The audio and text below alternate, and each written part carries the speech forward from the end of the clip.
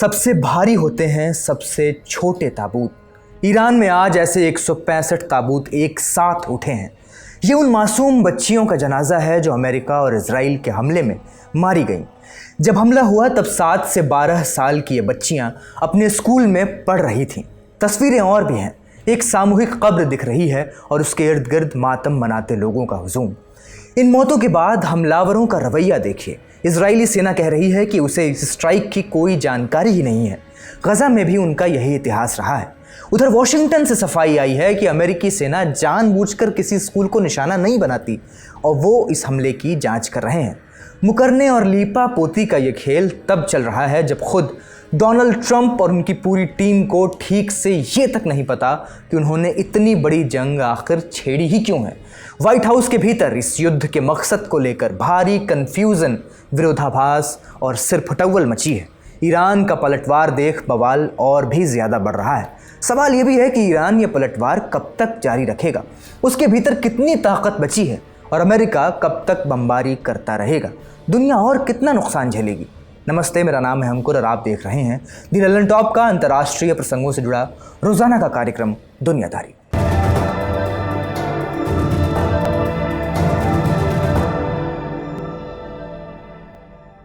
चार दिनों की जंग में ईरान के करीब 150 से ज्यादा शहरों पर बमबारी हुई है। इसमें तेहरान की कई सरकारी इमारतें, अली खामेनेई का घर, ऑफिस जैसी कई जगहों को निशाना बनाया गया। इनमें मिनाब शहर के एक गर्ल्स स्कूल पर एयर स्ट्राइक भी शामिल है, जिसमें करीब 160 लोग मारे गए। इन 160 में से 100 से ज्यादा बच्चियां थीं। फिलहाल ईरान में मौत का कुल आंकड़ा 787 है।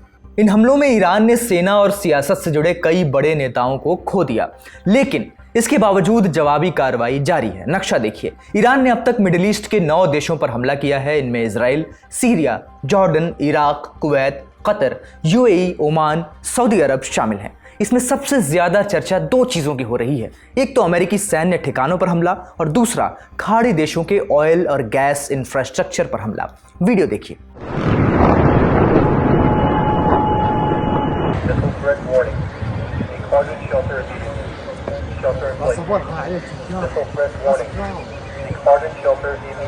ये वीडियो बहरीन में मौजूद एक अमेरिकी बेस पर बमबारी का है। IRGC ने, ईरान रेवोल्यूशनरी गार्ड्स कोर ने, इस बेस पर 20 ड्रोन्स और 3 मिसाइलों से हमला किया। इसके अलावा ईरान ने सऊदी अरब की राजधानी रियाद में मौजूद अमेरिकी दूतावास पर भी ड्रोन से हमला किया, जिससे वहां आग लग गई। ईरान की कार्रवाई में सऊदी की सबसे बड़ी रास तनूरा ऑयल रिफाइनरी, कतर का रास लफान गैस कॉम्प्लेक्स समेत कई दूसरी जगहें भी शामिल हैं। लेबनान फ्रंट से भी अपडेट है। इजराइल ने ज़मीनी कार्रवाई शुरू कर दी है लेबनान में। उसका कहना है कि हम बफर जोन बना रहे हैं ताकि हिजबुल्लाह के हमले रोक सकें। פיקוד הצפון נע קדימה, מתיישב על השטחים השולטים ומהווה חיץ כמו שהבטחנו בין תושבינו לבין כל איום। ईरान के विदेश मंत्री अब्बास अराक्ची ने कहा है कि कुछ कमांडर्स और नेताओं के मरने से उनकी सैन्य क्षमता पर कोई असर नहीं पड़ा है। खामनेई की मौत के बाद हम और भी ज्यादा इंटेंसिटी से हमले करेंगे।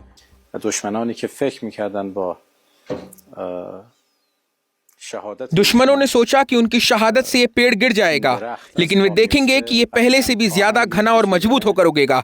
शिया खून से पनपता है, अपने शहीदों के खून से ताकत पाता है और कदम दर कदम आगे बढ़ता जाता है।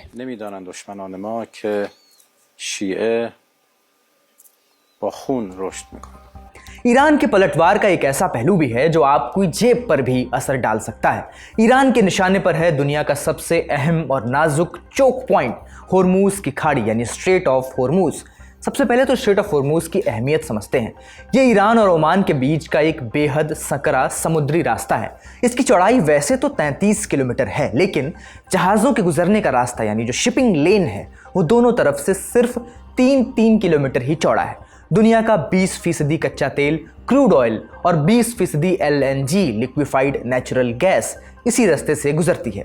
यूरोप का 30% एविएशन फ्यूल यानी हवाई जहाज के लिए जो ईंधन इस्तेमाल होता है वो यहीं से जाता है। ईरान इस सकरे रास्ते में नेवल माइंस, समुद्री सुरंगें बिछा सकता है। अगर ईरान ने ऐसा किया तो इन सुरंगों को साफ करने और इंश्योरेंस कंपनियों को दोबारा जहाज भेजने के लिए राजी करने में वक्त लग सकता है। ये माइंस समुद्र की तलहटी में छुपी होती हैं और इन्हें हटाना बेहद मुश्किल है, क्योंकि समुद्र में रडार यानी सोनार पर ये चट्टानों या मलबे जैसे ही दिखती हैं। इसलिए हर संदिग्ध वस्तु को मैनुअल जांच कराना पड़ता है। हर माइन को खोजने के बाद गोताखोरों या रिमोट से चलने वाले रोबोट्स के जरिए उन्हें सावधानी से नष्ट करना होता है। इसके अलावा इंश्योरेंस कंपनीज का भी भरोसा टूट जाता है। जब तक नौसेना पूरे क्षेत्र को सुरक्षित घोषित नहीं कर देती, इंश्योरेंस कंपनीज अपने जहाज़ों को वहां जाने की इजाज़त नहीं देती हैं। यानी ईरान को औपचारिक तौर पर नाकाबंदी करने की ज़रूरत भी नहीं है। समंदर में माइंस बिछने का डर ही ट्रैफिक रोकने के लिए काफ़ी है। होर्मुज की खाड़ी के बंद होने का सबसे बड़ा खामियाजा एशिया को और खासकर भारत को भुगतना होगा। ग्राफिक देखिए। साल 2025 की पहली तिमाही के आंकड़े बताते हैं कि होर्मुज से निकलने वाले कच्चे तेल का 90% हिस्सा एशिया आता है। अकेले चीन को 38%, भारत को 15%, दक्षिण कोरिया को 12% और जापान को 11% तेल यहीं से मिलता है। यूरोप के हिस्से सिर्फ 3.5% और अमेरिका के हिस्से महज 2.5% तेल आता है। भारत अपना लगभग आधा कच्चा तेल इसी रास्ते से मंगवाता है। ईरान की IRGC ने ऐलान कर दिया है कि यह रास्ता अब बंद है। चेतावनी भी दी गई है कि जो भी जहाज यहां से गुजरने की कोशिश करेगा उसे आग के हवाले कर दिया जाएगा। अब तक इसके तहत 5 टैंकर्स को नुकसान पहुंचा है, 2 लोग मारे गए हैं और करीब 150 जहाज इस इलाके में फंसे हुए हैं। समंदर में ट्रैफिक 80% तक गिर चुका है इस इलाके में। दुनिया की बड़ी शिपिंग कंपनीज ने इस रास्ते से अपने जहाज़ों की आवाजाही रोक दी है। इंश्योरेंस प्रीमियम जो हमने आपको बताया वो भी 6 साल के सबसे ऊंचे स्तर पर पहुंच गए हैं। तेल और गैस के दाम भी लगातार बढ़ रहे हैं। आप सोचेंगे कि क्या तेल किसी और रास्ते से नहीं मंगाया जा सकता? बिल्कुल मंगाया जा सकता है। सऊदी अरब और UAE के पास कुछ पाइपलाइंस हैं जो होर्मुज को बाईपास करती हैं, लेकिन उनकी क्षमता रोजाना सिर्फ 26 लाख बैरल की है। ये क्षमता दुनिया की रोजाना की जरूरत को देखें तो ऊंट के मुंह में जीरे के बराबर है। बात यह भी है कि तेल और गैस का व्यापार ग्लोबल है। अगर होर्मुज का रास्ता बंद हुआ तो सप्लाई चेन टूट जाएगी और असर अमेरिका और यूरोप पर भी पड़ेगा। लेकिन सवाल यह है कि ये जंग कितनी लंबी खिंचेगी और ईरान इस तरह से पलटवार कब तक करता रहेगा? ईरान के पास अमेरिका को चोट पहुंचाने के लिए असल में क्या क्या हथियार है? ईरान की सबसे बड़ी ताकत है उसकी मिसाइल फोर्स। स्क्रीन पर ग्राफिक देखिए। नक्शे पर जो गोल घेरे आप देख रहे हैं वो ईरान की मिसाइलों की पहुंच है, यानी उनकी रेंज है। अंदरूनी घेरा छोटी दूरी की मिसाइलों का है। फतेह 110 और शहाब 1 जैसी मिसाइलें 300 किलोमीटर तक मार करती हैं। आगे बढ़ें तो जुल्फकार 700 किलोमीटर और शहाब 3 1300 किलोमीटर तक मार सकती हैं। सबसे बाहरी नीले घेरे को देखिए जो 2500 किलोमीटर तक फैला है। इस रेंज में आती है ईरान की सुमार क्रूज मिसाइल्स। इसके अलावा सज्जिल, गद्र और खुर्रम शहर जैसी बैलिस्टिक मिसाइलें भी 2000 किलोमीटर तक मार करती हैं। नक्शे पर आप देख सकते हैं कि इजराइल से लेकर खाड़ी देशों में मौजूद अमेरिकी सैन्य ठिकाने सब कुछ ईरान के निशाने पर हैं। इस सबसे आगे ईरान के पास हजारों की संख्या में ऐसे ड्रोन्स और क्रूज मिसाइल्स हैं जो दुश्मन के रडार को मात दे सकते हैं आसानी से। ड्रोन के साथ खास बात यह भी है कि वे मिसाइलों से सस्ते होते हैं और उन्हें बड़ी संख्या में एक साथ उड़ाया जा सकता है। ईरान ने सालों से अपने मिसाइल प्रोग्राम को जमीन के नीचे अंडरग्राउंड सुरंगों और छिपे हुए ठिकानों में सुरक्षित रखा है। इससे दुश्मन के पहले हमले के बाद भी ईरान अपनी मिसाइल क्षमता को कम किए बिना लंबी लड़ाई लड़ सकता है। हमने जानकारों से इस मुद्दे पर बात की। उनसे पूछा कि ईरान का काउंटर अटैक कब तक चलता रहेगा। ये तो कोई नहीं जानता कि ईरान कितने दिन टिका रहेगा, पर ईरान के टिके रहने पे पूरी जंग निर्भर है। यूं समझिए कि प्रेसिडेंट ट्रंप तो इसको चाहते हैं कि कल ही खत्म हो जाती है जंग, क्योंकि वो वंस एंड डन वाले आदमी है, उनमें इतना पेशेंस है नहीं और उनका जो बेस है वो उनसे टूटता जा रहा है। अभी तो सिर्फ 6 अमेरिकन मरे हैं, पर तेल की कीमत काफी जंप कर चुकी है, नेचुरल गैस की तो और भी ज्यादा। तो उसका इम्पैक्ट अमेरिका पे भी हो रहा है और लोग नाराज इसलिए भी हो रहे हैं कि ये पता चल रहा है कि नेतन्याहू ने मैनिपुलेट किया। कई जगह ये अखबारों में आया है, न्यूयॉर्क टाइम्स में कहीं। अगर नेतन्याहू ही मैनिपुलेट कर रहे हैं और इसराइल, तो फिर क्या ये वॉर अमेरिका के हित में है? क्या उनके नेशनल इंटरेस्ट में लड़ी जा रही है ये वॉर की नहीं? अब तक ईरान जो है वो इतनी ड्रोन्स मार रहा है कि, और मिसाइलें भी, कि लग रहा है कि वो अभी फाइट में है। मिसाइलें मुझे लग रहा है एक दौर आएगा कि खत्म हो जाएंगी, पर ड्रोन जो है वो काफी सस्ता है, $22,000 में बन जाता है एक शाहिद ड्रोन। और उनमें ये कैपेसिटी है कि वो बहुत जल्दी से बना सकते हैं वो ड्रोन। अंडरग्राउंड भी फैक्ट्रीज हैं, कुछ अंडरग्राउंड स्टोर करके भी रखा है। तो जिस तरह से बातें चल रही हैं, अंदाजा गालिबन ये हो रहा है कि कई हफ्ते तो चला सकता है ईरान, और वो काफी है डैमेज करने के लिए। यानी कि आसपास के अरब ममालिक जो गल्फ GCC वाले हैं वो प्रेशर डाल रहे हैं। डायरेक्टली भी अमेरिका पे और यूरोप यानी जर्मनी, फ्रांस और इंग्लैंड के थ्रू भी उन्होंने प्रेशर डलवाने की कोशिश की है कि बंद की जाए, क्योंकि उनका नुकसान हो रहा है, उनकी रिफाइनरीज भी हिट हो चुकी हैं, पॉपुलेशन भी। और आपको पता है कई जगह हैं तो जैसे दुबई जैसी जगह उनकी पूरी रेपुटेशन ही सेफ्टी और लग्जरी पे बनी हुई है, तो उनके ब्रांड इमेज को बहुत ज्यादा धक्का लगा है। ईरान के पलटवार के बाद जंग तो जंग, डोनाल्ड ट्रंप से कूटनीति भी नहीं संभल रही है। उनके परिवार में ही जंग को लेकर फूट पड़ गई है, घबराहट है, जंग की असल वजहों को लेकर कंफ्यूजन है। ईरान के पलटवार से टेंशन और भी बढ़ने लगी है। हाल ही है कि अमेरिका अपनी ही छेड़ी हुई जंग का ठीकरा इजराइल के सिर फोड़ने की कोशिश कर रहा है। सबसे पहले ये देखते हैं कि अमेरिका के विदेश मंत्री मार्को रूबियो ने क्या कहा। 2 मार्च को प्रेस से बात करते हुए रूबियो ने जंग के पीछे की वजह गिनाई। क्या बोले, सुनिए। हमें पता था कि इजराइल कार्रवाई करने वाला है। हमें यह भी पता था कि उसके बाद अमेरिकी फौजों पर हमला हो सकता है। अगर हम पहले से कार्रवाई नहीं करते तो हमारे ज्यादा सैनिक मारे जाते, इसलिए हमने पहले हमला किया। अमेरिकी विदेश मंत्री कबूल कर रहे हैं कि इजराइल ईरान पर हमला करने वाला था और ईरान अपना गुस्सा अमेरिका पर निकालता, इसलिए अमेरिका ने ईरान पर पहले ही बम गिरा दिए। सुनने से यही लगता है कि अमेरिका को मजबूरन इजराइल की जिद और उसके फैसलों की वजह से इस जंग में कूदना पड़ा। लेकिन ईरान पर हमले के वक्त तो ट्रंप ने दुनिया को कुछ और ही पट्टी पढ़ाई थी। उन्होंने 8 मिनट के भाषण में इजराइल के किसी संभावित हमले या उससे बचने के लिए की गई किसी भी प्रीएम्प्टिव स्ट्राइक का कोई जिक्र तक नहीं किया था। The United States military began major combat operations in Iran. Our objective is to defend the American people by eliminating imminent threats from the Iranian regime. अब ट्रंप पलट गए हैं, जैसा कि वो हर बार करते हैं, और वो कह रहे हैं कि ये अली खामनेई की हत्या करने का आखिरी मौका था जिसे हमने भुना लिया। यह आखिरी और सबसे अच्छा मौका था कि हम अभी जो कर रहे हैं वो करें। इस बीमार और खतरनाक शासन से पैदा हो रहे असहनीय खतरों को खत्म करें। और हाँ, ये देश वाकई बीमार और खतरनाक है। सवाल तख्ता पलट को लेकर भी है, रेजीम चेंज के प्लान को लेकर भी है। ट्रंप ने अपने भाषण में ईरान की आवाम से कहा था, ये तुम्हारी आज़ादी का वक्त है, जब बमबारी रुक जाए तो अपनी सरकार को अपने हाथ में ले लेना। लेकिन जब यही सवाल विदेश मंत्री रूबियो से पूछा गया तो वो साफ मुकर गए। हमें कोई अफसोस नहीं होगा। हम तो यही उम्मीद करते हैं कि ईरान की जनता इस सरकार को हटाकर अपने देश के लिए एक नया भविष्य बनाए। लेकिन इस मिशन का असली मकसद उनकी बैलिस्टिक मिसाइल क्षमता और उनकी नौसैनिक ताकत को खत्म करना है। जंग कब तक चलेगी, इसे लेकर भी ट्रंप की टीम बटी हुई है। वाइस प्रेसिडेंट जेडी वेंस कहते हैं कि ट्रंप देश को किसी लंबे युद्ध में नहीं धकेलेंगे। इसके उलट रूबियो कह रहे हैं, जितना भी वक्त लगे हम लड़ेंगे। खुद ट्रंप भी इशारा दे रहे हैं कि जंग लंबी खिंचेगी। हम पहले से ही अपने तय समय से काफी आगे चल रहे हैं, लेकिन जितना भी समय लगे ठीक है। जितना भी करना पड़े हम करेंगे। शुरुआत में हमने 4 से 5 हफ्तों का अनुमान लगाया था, लेकिन हमारे पास इससे कहीं ज्यादा लंबे समय तक कार्रवाई जारी रखने की क्षमता है। आज किसी ने कहा कि अगर राष्ट्रपति इसे जल्द खत्म कर दें तो वो बोर हो जाएंगे। मैं बोर नहीं होता, इसमें कुछ भी उबाऊ नहीं है।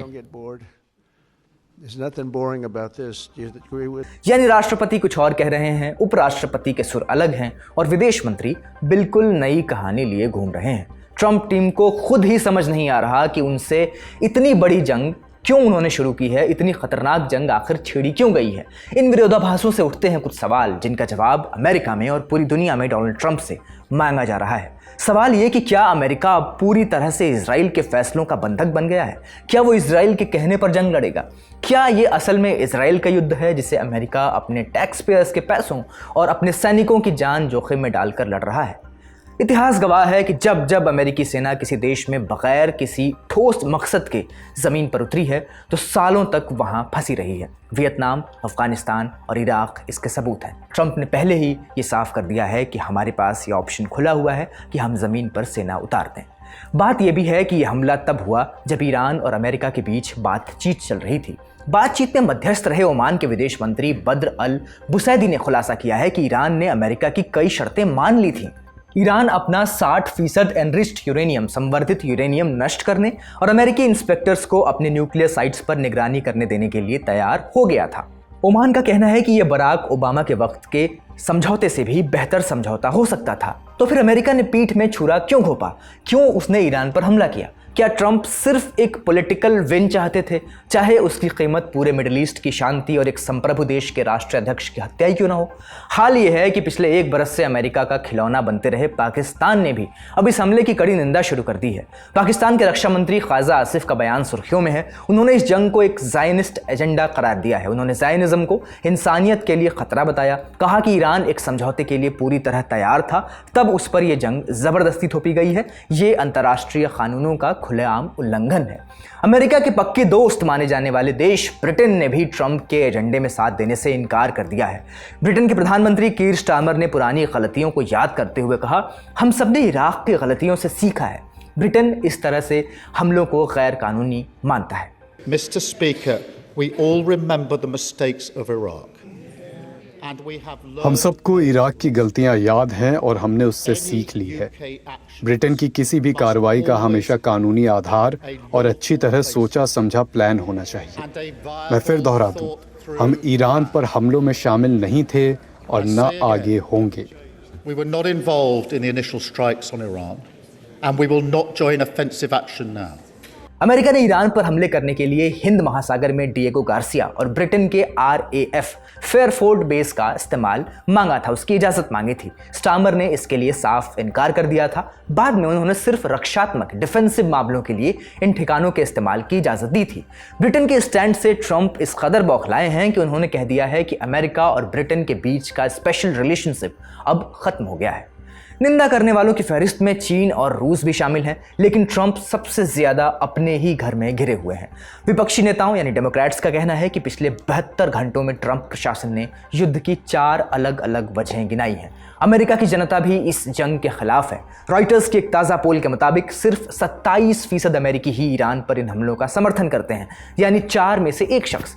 अमेरिकी संसद में विपक्षी डेमोक्रेट सांसदों ने एक प्रस्ताव पेश कर दिया है जिसमें सैन्य कार्रवाई पर वोटिंग की मांग की गई है। 5 मार्च तक इस पर वोटिंग हो सकती है। अमेरिकी संविधान कहता है कि जंग ऐलान करने का हक सिर्फ कांग्रेस के पास है, न कि व्हाइट हाउस के पास, न कि राष्ट्रपति के पास। इसी एक पेंच पर सियासत हो रही है। अमेरिका का वॉर पावर्स एक्ट अमेरिकी राष्ट्रपति की विदेश में सेना भेजने की ताकत पर लगाम लगाता है। कांग्रेस के कई सदस्य यानी अमेरिकी संसद के कई सदस्य, खासकर डेमोक्रेट्स, ट्रंप के ईरान पर हमले के फैसले को गैर कानूनी बता रहे हैं। उनका कहना है कि बिना कांग्रेस की मंजूरी के जंग छेड़ना अमेरिकी संविधान के खिलाफ है।